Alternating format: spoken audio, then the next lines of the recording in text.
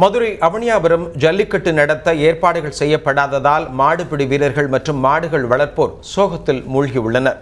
ஜல்லிக்கட்டுக்காக தை மாதம் முதல் நாள் அவனியாபுரத்தில் ஜல்லிக்கட்டு நடத்தப்படும்.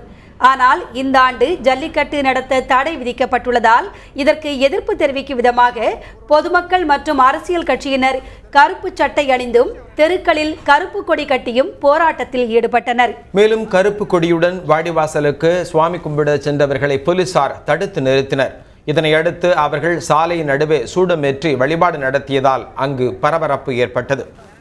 தமிழ்நாட்டிலேயே அவனியாபுரம் தான் முதல் நாள் ஜல்லிக்கட்டாக இருக்கும். ஆரம்பிக்கிறதே நாங்கள் தான். இன்றைக்கி எங்களுக்கு ஜல்லிக்கட்டு இல்லைன்னா ரொம்ப ஒரு மான இழப்பு மாதிரி தெரியுது. உண்மையிலேயே இது ஒரு அரசியலாக கொண்டு வரக்கூடாதுங்கிறது ஒரு கருத்து இருந்தாலும் எங்களுக்கு மத்திய சர்க்காரும் மாநில சர்க்காரும் சின்ன பிள்ளைக்கு வாழைப்பழத்தை கொடுத்து ஏமாத்துனது மாதிரி இந்த ஒரு 20-25 நாளாகவே நான்லாம் டெய்லி டிவியை பார்க்குறேன், பேப்பரை பார்க்குறேன். இன்றைக்கி ஆர்டர் கொடுத்துட மாட்டாங்களா, நாளைக்கு ஆர்டர் கொடுத்துட மாட்டாங்களா, ஏன் எங்களை அப்படி வஞ்சகம் பண்ணாங்கிறது எங்களுக்கே ஒன்றும் புரியலை.